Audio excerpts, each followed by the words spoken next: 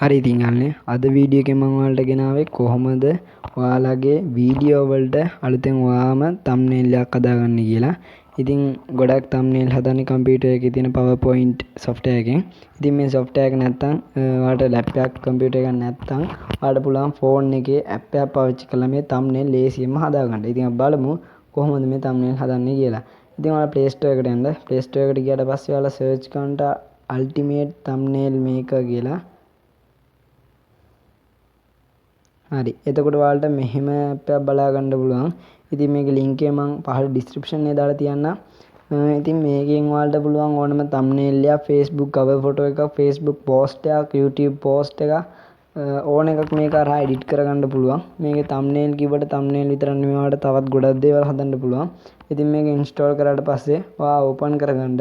ඉතින් මම දැන්ටවත් install කරලා තියෙන හින්දා මම දැන් open කරගත්තා. ඊට පස්සේ ඔයාලට මෙහෙම load වෙන interface එකක් ඇවිල්ලා app එක open වෙනවා. හරි.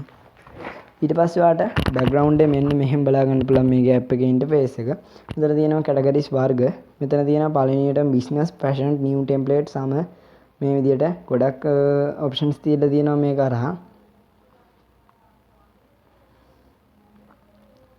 ඉතින් යාළුවනේ ඊට පස්සේ real estate, e-commerce ඉතින් මේකේ ගොඩක් ඒවා තියෙනවා. හරි උඩ ඔයාලට බලා ගන්න පුළුවන් options ටිකක් තියෙනවා. Facebook cover, YouTube cover, logo maker, post කියලා මෙහෙම options ටිකක් දීලා තියෙනවා. ඉතින් ඒක ඔයාලට පාවිච්චි කරන්න ඕනේ නැහැ. ඔයාලා thumbnail එකක් හදන්න තමයි මේක ගත්තේ දැන්. අපි බලමු කොහොමද දැන් මේකේ thumbnail එක build කරගන්නේ කියලා. ඔව් මේකේ මෙහෙම අපිට දීලා තියෙනවා thumbnail ටිකක්. ඔයාලට පුළුවන් මේකක් අරගෙන උනත් ඔයාලගේ ඒ YouTube එකේ වීඩියෝ එකට ඕන thumbnail එක හදාගන්න. ඉතින් මම ඊළඟ වීඩියෝ එකෙන් ගේන්නම් කොහොමද thumbnail එක YouTube එකට add කරගන්නේ කියලා. හරි අපි බලමු කොහොමද කරන්නේ කියලා. ඔය දැන් මෙතන තියෙනවා business growth hacking tips කියලා මෙහෙම thumbnail ගොඩක් තියෙනවා. ඔයාලට ඕන එකක් select කරගන්න. ඉතින් ඔයාලා කරන වීඩියෝ කැටගරි එක අනුව මේවා වෙනස් වෙනවා. ඉතින් මම දැන් ගන්නවා business ඒව ටික. හරි. මම මේකේ ගන්නම් මේක. හරි. ඊට පස්සේ ඔයාලටත් පුළුවන් ඕන එකක් select කරගන්න. මේක select කරගත්තොත් ඔයාලට ගොඩක් ලේසි. හරිද? දැන් මේකේ cyber work කියලා මෙහෙම ad එකක් එයි. ඒක close කරගන්න ආවොත් cyber work කියන එක තමයි දැන් මම ගත්තේ. හරි. ඔයාලට මෙහෙම බලා ගන්න පුළුවන් මේ thumbnail එක. හරි. ඉතින් දැන් මෙතන තියෙනවා මෙන්න මෙහෙම option කිහිපයක්ම.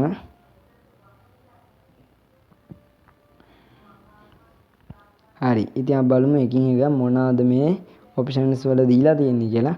ඔව් මෙතන දීලා තියෙනවා layers වර්ග. ඒ කියන්නේ මේ දෙක ඒවා. හරිද? ඉතින් අපිට මෙතනදී ඕන text එකක් සහ image එකක් එහාට මෙහාට කරගන්න පුළුවන්. අපි බලමු කොහොමද අපේ text එකක් input කරන්නේ කියලා. මම දැන් cyber hackers කියලා ගහනවා. හරි. මෙන්න මෙතනින් අපි දැන් edit කරනවා. මෙන්න මෙහෙම cyber කියන කැලේ මෙතනින් දානවා. අපිට දැන් මේකේ font එක වෙනස් කරගන්න ඕන නම් මෙන්න මෙතනින් font එක වෙනස් කරන්න පුළුවන්. මේ fonts කියන්නේ ඊයන් text එකක් ඔයාලා ගහලා ඒක click කරාම ඔයාලට මෙහෙම options බලා ගන්න පුළුවන් controls කියලා. ඊට පස්සේ ඒක center කරන්න ඕන නම් bold කරන්න ඕන නම් මෙතනින් පුළුවන් ඔයාලා left corner ගන්න. මෙතන center පුළුවන්. මෙතන right corner ගන්න පුළුවන්. ඒ වගේම මෙතන තියෙනවා bold, italic, underline කරන්න. ඒ ටික පුළුවන් වලට එතනින්. ඒ වගේම මෙතන වාගේ දැන් ඒ ගහපු type කරපු එක වැරදි වගේ වල හිතෙනවා නම් මෙන්න මෙතන තියෙනවා යාලා option එකක් දීලා edit කියලා එක. අන්න ඒක click කරලා වට ඒක edit කරගන්න පුළුවන්. ඊට පස්සේ මෙතනින් පුළුවන් වලට උඩට යටට ගන්න.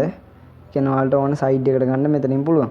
ඊළඟට fonts දීලා තියෙනවා. මෙතන ඕන fonts එකක් වලට පුළුවන් පාවිච්චි කරන්න. ඉතින් මම දැන් පෙන්නන්න එක font එක. හරි. මේක පෙන්නන්නම්කෝ මම. දැන් මේකෙදි color and space ගත්තාම ඔයාගේ මේ letter එකේ color එක වෙනස් කරන්න පුළුවන් වට. ඉතින් දැන් මම මෙතනදී දෙන්නම් කහ පාට. හරි. දැන් cyber hackers කියන කැලල වෙනම අපි type කරනවා.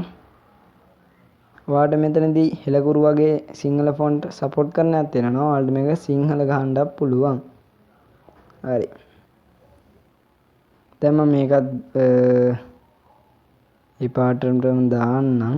හරි. දාලා මේකෙත් fonts එක දැන් අර විදිහටම තමයි ඊට පස්සේ opacity තියෙනවා, shadow ඒවා ඔයාලට ඕනේ නැහැ. ඒක කැමති නම් ඔයාලා ඒවා check කරලා ගන්න පුළුවන්.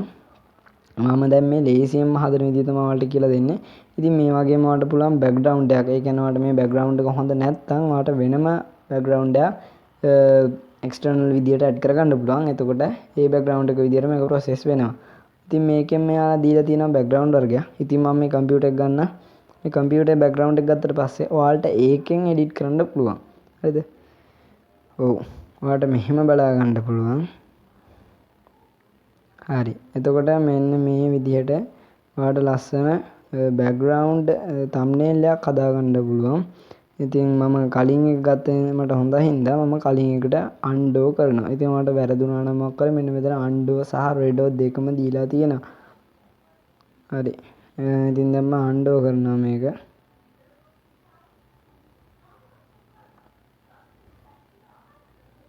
හරි.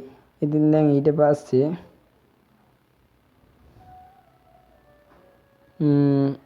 දැන් ඔයාලට පුළුවන් මම පෙන්නන්නම් දැන් මේක කොහොමද ඔයාලා එඩිට් කරගත්තට පස්සේ සේව් කරගන්නේ කියලා.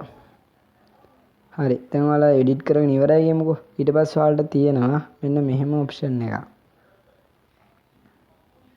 අන්න ඒ ක්ලික් කරන්න. ඒකෙන් තමයි ඔයාලගේ ගැලරි එකේ මෙන්න මේක සේව් වෙන්නේ. හරි. එතකොට ඔයාලට මෙන්න මෙහෙම එකක් බලා ගන්න පුළුවන්. ඉතින් දැන් මෙහෙම පෙන්නන්නේ ඔයාලගේ ඉමේජ් එක ගැලරි එකේ සේව් වුණාම. ඉතින් අපි බලමු අපේ ගැලරි එකට ගිහිල්ලා ඉමේජ් එක තියෙනවද කියලා.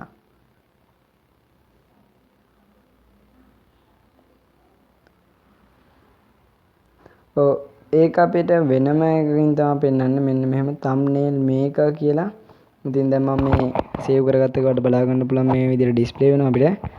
හරි. ඉතින් යාළුවනේ අද වීඩියෝ එක හොඳයි කියලා හිතෙනවා නම් අනිවාර්යෙන් වීඩියෝ එකට ලයික් එකක් දෙන්නත් අමතක කරන්න එපා. ඒ වගේම මේ වීඩියෝ එක හොඳයි නම් අනිවාර්යෙන් කමෙන්ට් එකක් දාන්න හොඳයිද නැද්ද කියලා. ඒ වගේම ඊළඟ වීඩියෝ එකේ මම ඔයාලට ගේන්නම් කොහොමද මේකේ thumbnail එකක් වගේ YouTube වීඩියෝ එකට අප්ලෝඩ් කරන්න කියලා. අද වීඩියෝ එකේ මම ඔයාලට ගෙනාවේ කොහොමද ඔයාගේ YouTube වීඩියෝ එකට thumbnail එකක් හදාගන්න කියලා. හරි. ඉතින් යාළුවනේ මේ වීඩියෝ එක හොඳයි කියලා හිතනවා අනිවාර්යෙන් ෂෙයා කරන්නත් අමතක කරන්න එපා. තාම මගේ YouTube channel එක subscribe කරලා නැත්නම් අනිවාර්යෙන් subscribe කරලා bell icon එක click කරලා all දාන්නත් අමතක කරන්න එපා. ඉතින් යාළුවනේ ඊළඟ වීඩියෝ එකේ අපි හම්බ වෙමු.